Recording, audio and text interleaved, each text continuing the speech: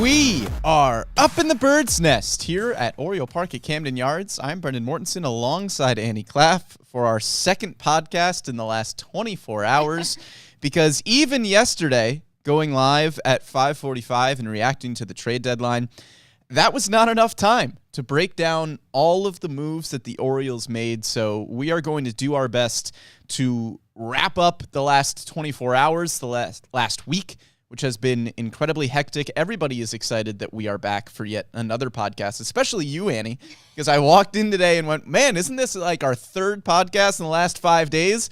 And you went, yeah. Okay, it was not that monotone. It was about there. No, it was like, yeah, Brendan, we have our third podcast. I don't believe that is the case at all. I think if the No, court reads the script back, they will see that you were perjuring yourself. But we have a lot to get to today. We're going to start with just running through all of the moves that the Orioles have made in the last week, and then we are going to break down the moves that we didn't get a chance to talk about yesterday because many of them came in at like 6:15, even though they were probably finalized at about, I think Mike Elias said the final trade was finalized at like 5:54. So they were really getting in under the wire at the trade deadline. But let's go through the moves of significance for the Orioles of the past week. It started with trading Austin Hayes to the Phillies for Sir Anthony Dominguez and Christian Pache, and then they trade Mac Horvath, Matthew Etzel, and Jackson Baumeister to the Rays for Zach Eflin. We get a few days off until the trade deadline, and then the Orioles moved Connor Norby and Kyle Stowers to the Marlins for Trevor Jadaniel Rogers. By the way, his middle name is Jadaniel, and I needed to point that out. They traded Trey Mago, a AAA pitcher, to the White Sox for Eloy Jimenez and cash. They moved Seth Johnson, another pitching prospect, and Moises Chase, another pitching prospect, to the Phillies for Gregory Soto. They traded a player to be named later to the Reds for Austin Slater and Levon Soto. And they traded Billy Cook to the Pirates for Patrick Riley. Those were all the trades. And then they DFA'd Vinny Natoli and Cole Irvin to relievers, optioned Taron Vavra and Blake Hunt, who were both here for approximately 30 seconds, Cade Povich and Brian Baker. They recalled Jackson Holliday, activated Gregory Soto, and Rogers, Slater, and Jimenez are on the 40-man roster but have yet to be activated. Those are all the Orioles roster moves. There were a lot of them. Yeah, and by a lot, that's you're getting what you needed. The Orioles needed was starting pitchers. There were a lot of those. There was a need for right-handed hitters, and they got those too, especially in Eloy Jimenez. So this was a very successful trade deadline for the Orioles. I think MLB Pipeline ranked it or fifth for the most successful teams come the trade deadline. So I think that they had a goal. They knew what they wanted to get out of it, and they did. They got 2 starting pitchers, 2 relievers, and that was the biggest need entering July 30th, and that's what they came away with. And for the most part, did not deal away anyone that made a huge major splash. Probably the biggest ones that were probably the biggest losses from the Orioles are Connor Norby, Kyle Stowers, and then obviously Austin Hayes. But you're not dealing away those top prospects that we've talked about almost every day leading up to the trade deadline. Yeah. And in fact, you have one of them here in Baltimore now. Yeah, absolutely. You look at the Orioles' top 8 on their top 30 prospects, it is still pretty much intact. Mm-hmm. You mentioned Connor Norby being the one name out of that list that is no longer here. Obviously, Austin Hayes was a big league contributor as well, but you hung on to the big 3 in Jackson Holliday, Samuel Basayo, and Kobe Mayo. Guys like Enrique Bradfield Jr. and Dylan Beavers are still here. You lose Connor Norby out of that top rank, but you keep Chase McDermott, you keep Cade Povich. So the top Orioles prospects are still here. We didn't see any of the big fish move at the deadline. Tarek Skubal is still a Tiger. Garrett Crochet is still a White Sox. And we didn't see any of the big Orioles prospects move either. But you're right. The Orioles still accomplished the goals that they set out to accomplish, regardless of whether or not they got, the biggest fish available. But who knows if Skubal and Crochet were really available at a reasonable asking price, or else they may have ended up somewhere else. They don't end up anywhere. And even major league contributors too, because we saw a bunch of mock trades trade rumors that Ryan Mountcastle, Cedric Mullins could have been traded. Obviously, with the Cincinnati Reds one, we don't know who is going to be entered in that. But I would imagine the player to be named later is not going to be Ryan Mountcastle. But I think you made it away unscathed with major league contributors aside from Austin Hayes. But there were lots of rumors that were saying Mullins, Mountcastle. So I'm glad to see them still in an Orioles uniform. Yeah, it's a lot of turnover on this roster, and we're going to see more in the coming days as Rogers and possibly Slater and Jimenez will be activated over the next few days here. We'll see what those corresponding roster moves are, but it is important to note, as you mentioned, that the core group is still pretty much intact. The top 3 prospects that you have a lot of hopes for in the future in Holliday and Basayo and Mayo are still here, and you didn't, I know you moved Austin Hayes, but you didn't take away really key contributors from the big league level. Colton Cowser and Heston Kjerstad did not get moved. They're kind of in the weird in-between boat of kind of still considered prospects, but they're big league contributors now. Ryan Mountcastle and Cedric Mullins are important pieces to keep, not only for what they give you at the big league level on the field, but also in the clubhouse. I think it would have been a really tough pill to swallow if you lost a bunch of veteran leaders in Austin Hayes, and then all of a sudden you also moved Cedric Mullins and Ryan Mountcastle. So moving a guy like Hayes, we still heard that, that's a tough thing in the clubhouse when it's somebody who's been on this team for a long time, but you're not moving all of them. Cedric Mullins and Ryan Mountcastle still here, still important veteran contributors to be important pieces on the field and in the clubhouse as well.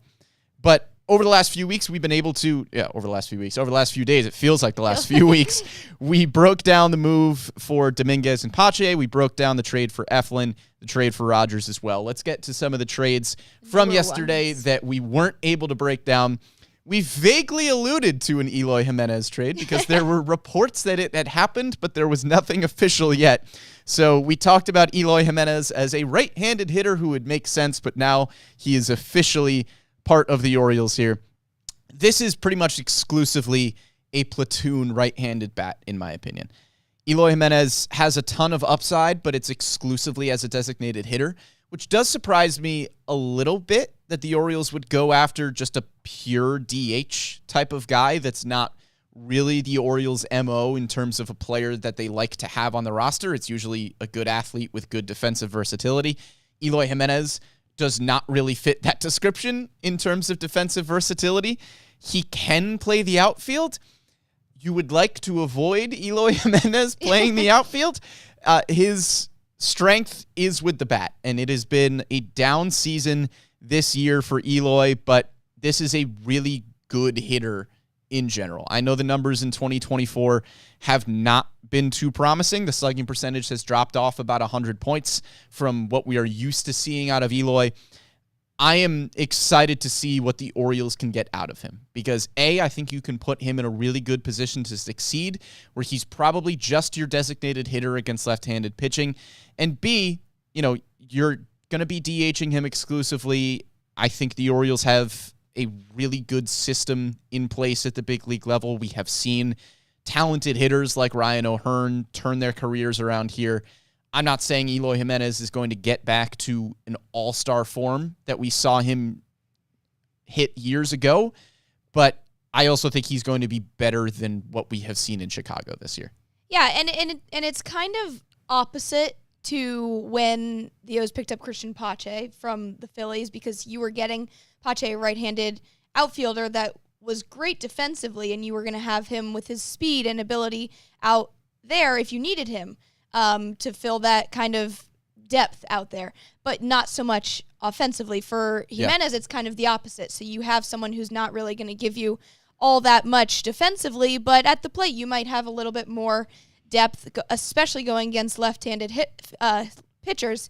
I said this yesterday, I'm going to say it again, but I ran through the righties on the team now and their batting averages against lefty pitchers. So Pache, 229, Santander against lefties, 230, James McCann, 191, Ramon Arias, 204, Jordan Westberg, 237, and Jimenez, 304 against lefty pitchers this season. So that is something that the Orioles will need this season for the remainder of it, especially losing Austin Hayes, who was 328 against lefty pitchers. Yeah. So I think that is kind of the biggest thing for Jimenez where he will come into play, especially as a designated hitter rather than outfielder. Yeah, and it's interesting to me. It will be interesting to see how the Orioles construct their lineup against lefties, because I know Jimenez fits that bill as somebody to slot into the lineup as a designated hitter against lefties. You move Ryan O'Hearn to the bench. Those two platoon. You have Mountcastle at first, Jimenez as your designated hitter against lefties. I think that makes a ton of sense.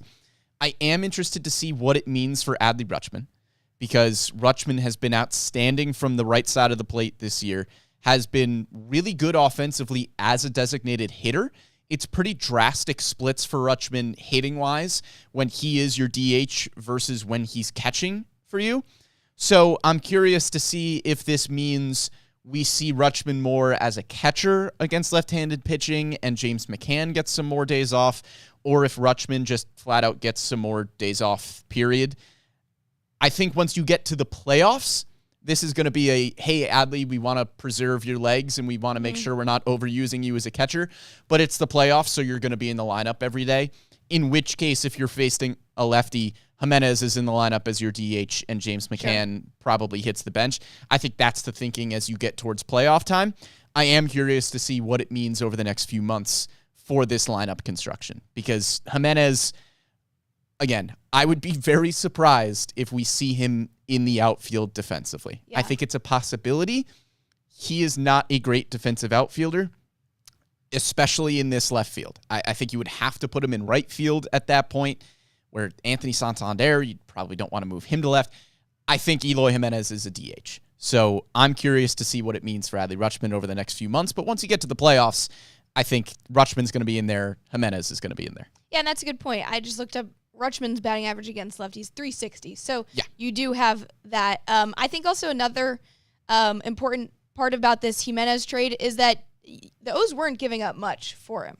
I mean, you lose Troy Mageau, who's left-handed pitcher for, who was left-handed pitcher for the Norfolk Tides, but also cash. But you're not giving up one of those top prospects again. I think that this was a decent trade to be able to kind of call in some reinforcements as a designated hitter and against left-handed pitchers. So you aren't giving up much. It's not a very risky move here. Yeah, Trey Mageau is a solid lefty reliever. 16 games in Norfolk this year with a 2.08 ERA, which is excellent. He's not a super high strikeout guy, just 8 strikeouts per 9 at Norfolk, walking 4 batters per 9. So I think Mageau probably at best profiled as some bullpen depth down the stretch, which is a valuable thing to have, but Eloy Jimenez is a really valuable bat to add as well. So that trade makes a lot of sense, as Mageau did not profile as a starter at the next level. This was a bullpen piece that you're losing. And I don't want to brush past the significance either of taking on the money of Eloy Jimenez. Sure. This is an important deadline for the Orioles because you're adding a bunch of talent, but it is also clear that new ownership has empowered Mike Elias to do what he needs to do to make this baseball team better, regardless of what the money looks like. Yeah. And obviously there are past reasons where this is significant, but this is significant that they are taking on the contract of Eloy Jimenez. They are taking on $18 million of Zach Eflin for next year. They are taking on Gregory Soto's contract for next year. They are adding talent, and they are making moves that are best for the baseball team right now. And they're not being reckless in terms of their spending, but getting a guy like Jimenez, you're not able to do without taking on the relatively large contract that he has for the remainder of the season. He's got a team option for 2025 and 2026. I would be surprised if the Orioles take that on, because it is a large contract, and Jimenez has had trouble staying on the field, and he is not a great defensive outfielder. But who knows? Maybe he contributes in a big way down the stretch.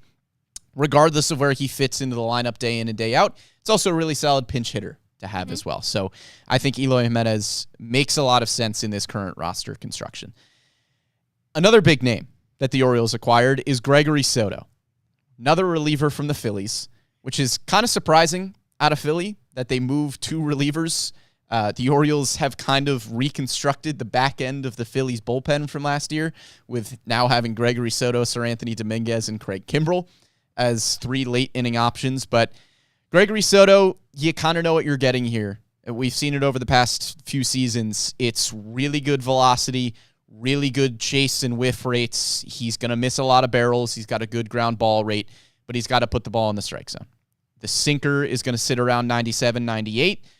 The sinker and the four-seam fastball, they've got great velocity. They've got solid numbers behind them movement-wise. They get hit more than they should, so I'm curious to see what the Orioles are able to do, with Drew French, with Gregory Soto, to try to get that pitch a little bit better, because hitters are mashing it a lot more than they should be this year. The stuff is great, just needs to keep the walk numbers down, and with how Brandon Hyde likes to manage his bullpen, this move makes a lot of sense, because Gregory Soto dominates left-handed hitting. Again, this season, lefties are hitting .204 with an OPS just over 600. That's what he has been over his career, which is a lefty killer. The sinker action against lefties is awesome. So with how Brandon Hyde likes to manage the bullpen, with playing the left-on-left, right-on-right matchups, Gregory Soto makes a ton of sense. Yeah, and you mentioned the slider, the sinker. I think that's two huge pitches for him. I mean, he uses the sinker most of the time at 41% of his pitches. And then his slider, opponents are only hitting 194 against it, so that's huge to have. Yep. He did have a pretty tough April, but that was also before he kind of moved more towards using the slider and sinker as his primary pitches. And then since then, his ERA has lowered since then, so I think that there has been progress since kind of a rough April, but then I think that 194 against the slider is huge. All-star with the Tigers in 2021, so it's another one of those players that you're trying to get back into that all-star version of themselves, because there's a few here that the Orioles acquired at the trade deadline. But again, there is still lots of red at his StatCast page, because 50% of the time, his 50% ground ball rate, 30% whiff percentage, 26% strikeout percentage. So there's still some good stuff there. It's just another one of those guys that you're working to get back to the all-star versions. Yeah, he's a stuff guy. And I will say, with those all-star appearances with Detroit, he was on some not great Tigers teams. Not that he wasn't deserving of being an all-star. It was an ERA in the mid-threes with high strikeout numbers, but he was the Tigers representative on those all-star teams. Soto is kind of the prototypical Orioles reliever right now, which is stuff guy, get the ball in the strike zone. So Anthony Dominguez is a very similar type of pitcher where the stuff is really good. You just need to limit the walks. So I'm excited to see what Soto is able to do here in Baltimore, and if he can cut the walk numbers down a little bit, and if Brandon Hyde can put him in good situations, then I think we're going to be able to see Soto thrive here, where it's not just, hey, seventh inning Soto time. It's high leverage. There's two lefties coming up. That's where we're going to see Gregory Soto. He fits into that mix with Cionel Perez. I think it's a similar 1-2 punch there, where those two can be really solid, high leverage, left-handed relievers down the stretch. Danny Coulombe hopefully working into that conversation at some point this season as well. So Jimenez and Soto, the two big names that the Orioles acquired pretty much right around that 6 o'clock deadline yesterday. We heard about it. Some smaller moves as well. Austin Slater spent 8 years with the Giants, just a .530 OPS this year, but his career OPS before that, right around 750. This is a platoon outfield bat. I'm not sure exactly what Slater's role with the big league club is going to look like. I don't know if this is a move where you keep him in AAA for a while, he's minor league depth, and you call him up when you need him. But if he is going to be at the big league level, he is going to pretty much exclusively be, at least I would imagine, a right-handed platoon bat to come in against left-handed pitching. Because in his career, he's about a .275 hitter with an .800 OPS against lefties, can play solid outfield defense. That's a role the Orioles were looking for. Christian Pache and Eloy Jimenez, it's funny, they both kind of theoretically fit that role, where Pache is a right-handed outfielder, Jimenez is a right-handed outfielder, but Pache gives you more speed and defense than he does hitting ability. Jimenez gives you a lot more hitting ability than he does speed and defense.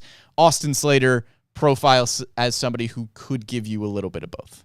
Yeah, and I think I think you're right when you mentioned the possibility that he could have a minor league role and then be there just in case kind of thing.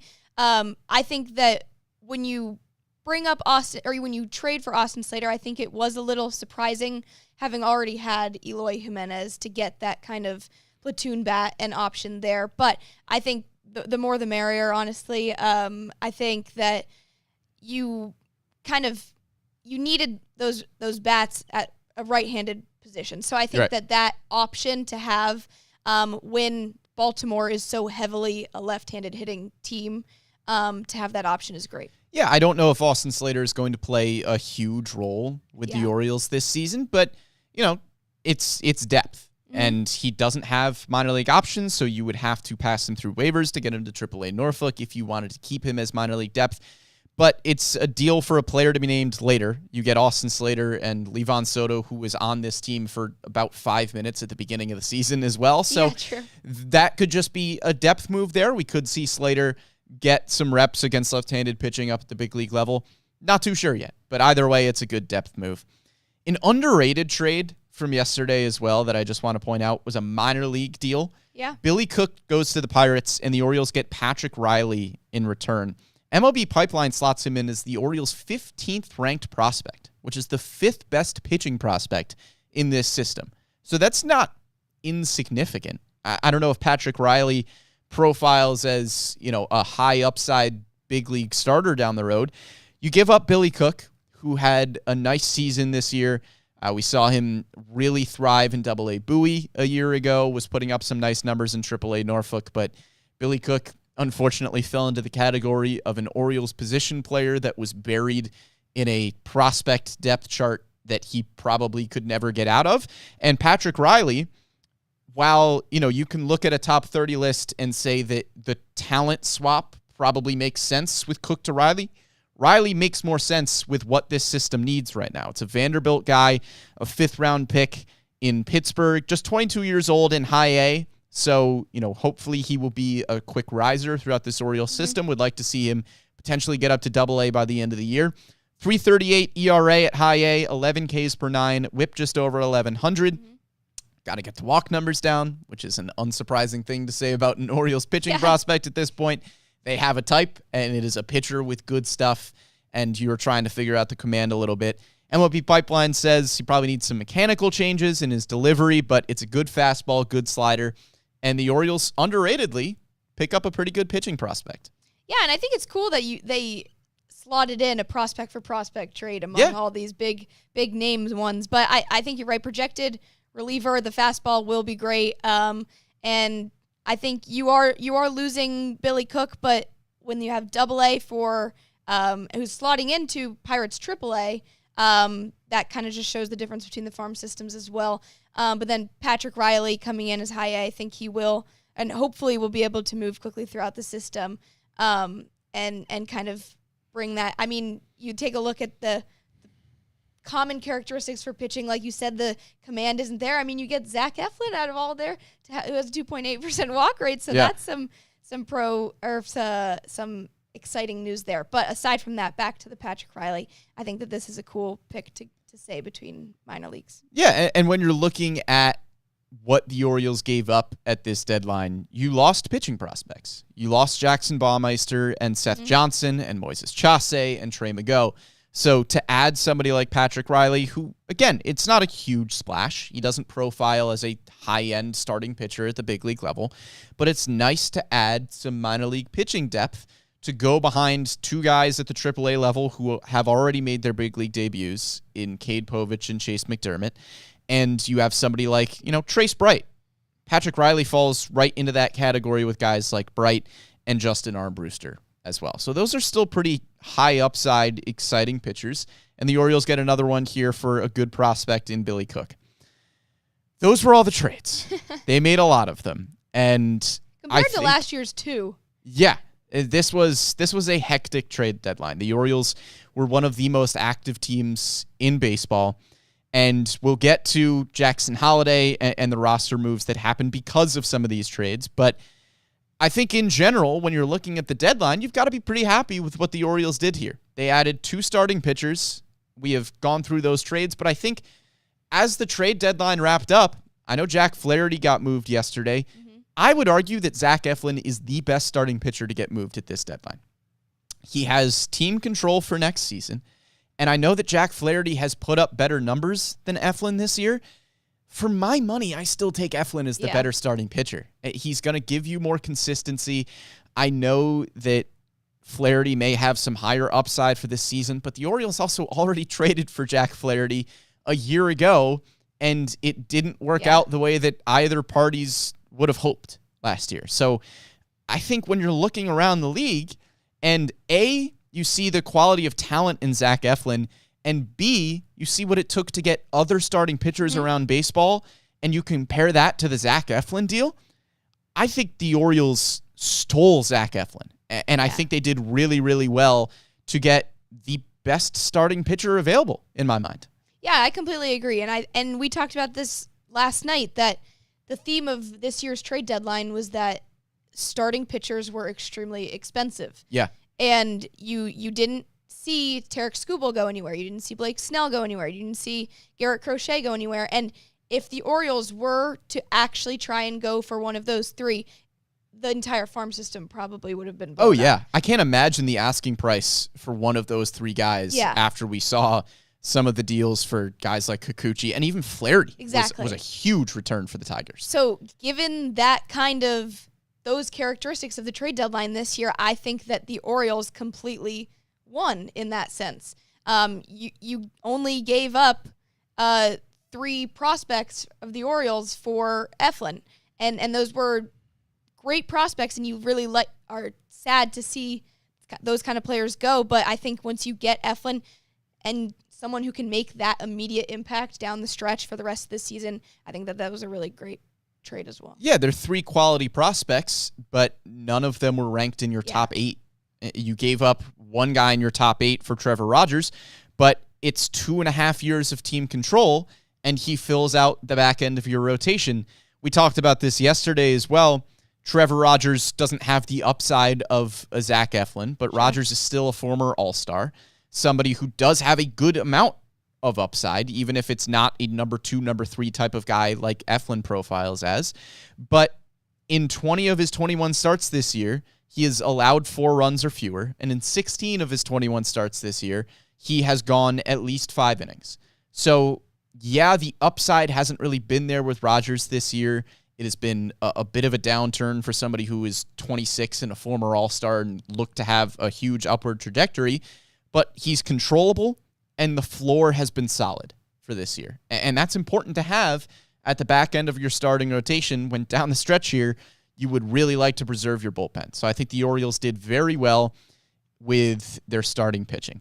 In terms of the bullpen, you add 2, yes, maybe not closers, but 2 still exciting pieces in Seranthony Dominguez and Gregory Soto, who profile in a similar way, where the stuff is really good, and right on right for Dominguez and left on left for Soto, they can be specialists out of the bullpen, where if it's a 7th inning and there's 2 lefties coming up, there's Gregory Soto. If it's an 8th inning and there's 2 righties coming up, there's Seranthony Dominguez. We saw Dominguez in the 9th yesterday in a 4-run game because Craig Kimbrell has struggled a little bit over the past few weeks. So here's Seranthony Dominguez, somebody with closing experience who may not profile as your closer down the stretch, but can still be a solid option there. Gregory Soto is the same way. He has closing experience, even if he doesn't profile as a shutdown, everyday 9th inning guy. All of a sudden, you have a lot of high leverage guys that you can turn to. Seranthony Dominguez, Gregory Soto, Yennier Cano, once Danny Coulombe is healthy and back, Cionel Perez. I think I would trust all of those guys in the 6th, 7th, 8th inning in a high leverage spot. So, yeah, you didn't get a Mason Miller or a high-end closer that didn't really seem to be available. Yeah. The only closer that we saw go was Tanner Scott, and that was an unbelievable haul by the Marlins in that trade, by the way. Tanner Scott is the only one that we see go in terms of the real shutdown closers type. I know Carlos Estevez went as well, but I think the Orioles did well here to get 2 guys with high upside. And especially with postseason experience, because Dominguez has a 1.13 ERA in 15 postseason appearances. Gregory Soto only has 5 postseason appearances, but that's still more than a Cionel Perez and a Yenier Cano who only have 2 postseason appearances. So I think with that, you're strengthening this bullpen to have that experience in October, whereas you wouldn't have it before. I mean, Craig Kimbrell, obviously, but with those 3 guys in Kimbrell, Dominguez, and Soto, there's more postseason experience that you would be able to put trust in them than the other 2. Yeah, and along with those guys as well, you also got 3 right-handed bats. Mm-hmm. And that is a need that you kind of created for yourself. I think going into the deadline, even with Austin Hayes still on this roster, you could have said, yeah, they could probably use another right-handed bat. But certainly with the departure of Austin Hayes, that was a role that the Orioles felt needed to be addressed. I don't think you got one guy that fills that exact role specifically, but you got a bunch of guys who can contribute. Eloy Jimenez, as we mentioned, profiles as a designated hitter, but that is a big right-handed bat. If you need a defensive replacement and a speed guy, Christian Pache does that. If you need a little bit of everything, but it's not going to be super high upside in any one facet of the game, Austin Slater can do that for you. So you've got 3 right-handed options that I don't know how the Orioles are going to shuffle exactly, but it's depth pieces. You didn't need anybody that was going to start consistently in the outfield. You have 4 guys in Anthony Santander, Cedric Mullins, Colton Cowser, and Heston Kjerstad that could be pretty consistent starters there. We'll see what ends up happening with Kjerstad roster-wise if there is any sort of crunch here. But you have, at the very least, 3 guys that could be close to everyday starters in the outfield. Kjerstad could be close to that as well as a 4th guy. So you didn't really need somebody to come in and start consistently like Austin Hayes was, but all 3 of those guys have the ability to fill specific roles. Yeah, and especially when you already had kind of struggles with Connor Norby and Kyle Stowers to fill that outfield when there really wasn't space for them and time and at-bats for them.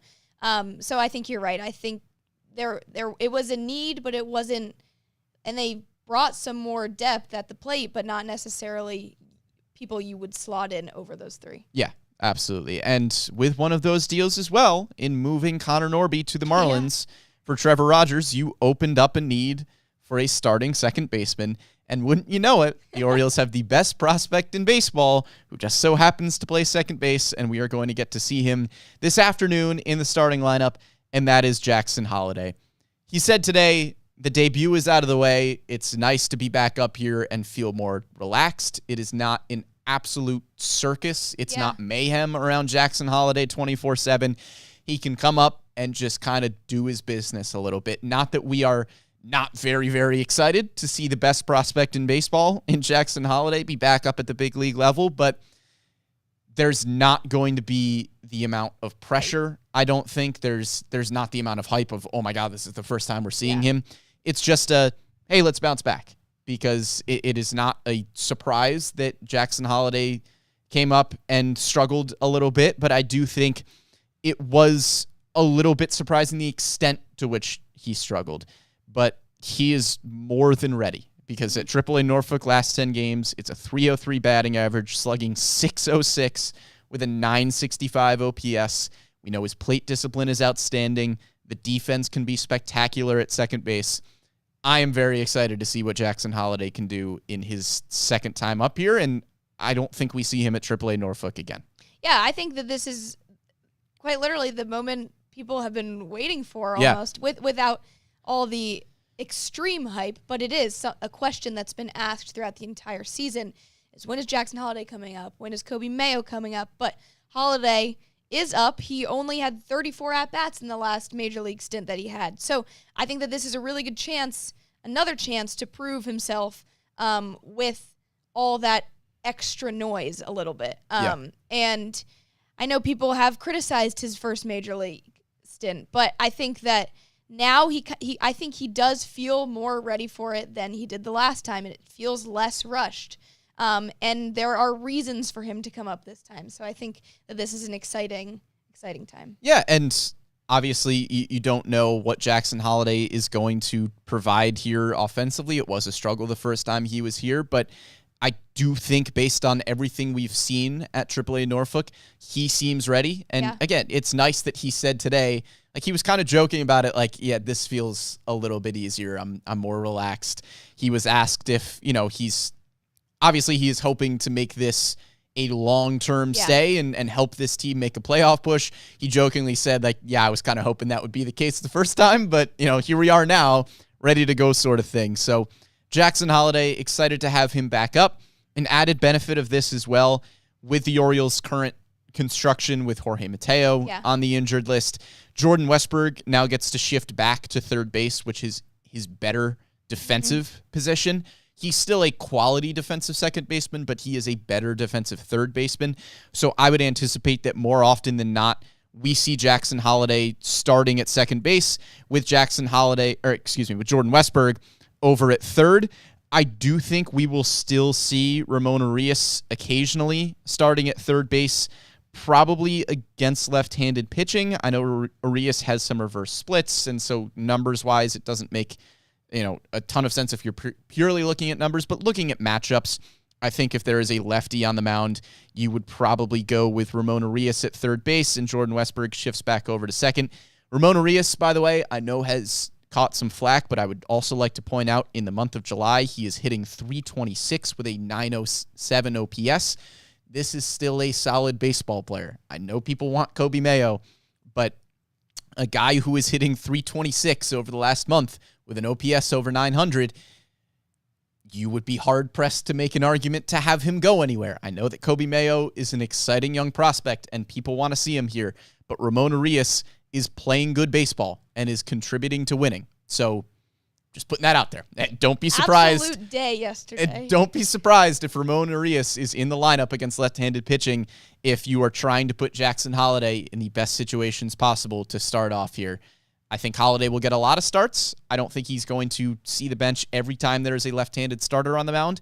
But Ramon Urias, based on how he has played over the last 17 games or so in July, he deserves to be in this lineup occasionally as well. I'm not saying start him every day, but Ramon Urias, still a quality baseball player. And kind of just a side note, I mean, we saw Westburg play shortstop the other day. With him going back to third base and then you get Gunnar back in shortstop, he does have a little bit to prove after lots of fielding errors lately. But I think I'm not worried about Henderson at all. I think he's been busy as of late. He barely got an all-star break. He didn't get an all-star break. Yeah. And so I think he's tired, but I think he'll get back into the groove. I think that's not something to be worried about. Real quick on that note, I do think Gunnar Henderson is just pressing a little bit. Gunnar Henderson is very, very hard on himself, which has led to a lot of great success, but it can also lead to, when you are not having things go your way, like you press a little bit. I remember having this conversation with Gunnar Henderson in AA Bowie, where he started 0 for 30, and he was just pressing and pressing and pressing, and he had to take a step back and go, okay, I'm really good at baseball. I can simplify things. Breathe. It's fine. A lot of Gunnar Henderson's errors, I think he has 16 of them right now. 10 of them have been throwing errors. He has amazing range and is able to get to a lot of balls that he has no business getting to, and then he's trying to make crazy off-platform throws, and they're off-target sometimes. Sometimes he just needs to put the ball in his pocket and live to see another day. Yeah. Gunnar Henderson is a good defensive shortstop. It's fine. The Orioles don't need any sort of replacement at shortstop. Whew. A lot happened over the last week. We talked about the overall takeaways from the trades, but I think in general, when you're looking at the Holliday situation specifically, this was kind of inevitable, where he was going to come up at some point and take that second base job. Connor Norby, a really good prospect, was going to have a hard time fending that off. Yeah. Because it's Jackson Holliday. He's the best prospect in baseball. Connor Norby is a really good prospect, and we are hopeful that he gets an opportunity in Miami, who, by the way, optioned Connor Norby to AAA today. What the heck? let the man play in the big leagues. Anyway, the Jackson Holliday move was going to happen eventually. He was going to take over the second base job at some point. It just so happens to be happening now with an injury to Jorge Mateo and a move of Connor Norby. But it serves as a reminder of, I mentioned it yesterday, of just the place of luxury that the Orioles are able to trade from, where Connor Norby is a really good prospect. Kyle Stowers has the chance to be a good big league player. I do think he will be a good big league player. But when you have guys like Jackson Holliday that are even better prospects, you can swallow the thought of trading somebody like Connor Norby because Jackson Holliday just might end up being even better. And I don't know if Connor Norby was going to get a ton of consistent playing time anywhere. And for him, you get a guy who can post every fifth day.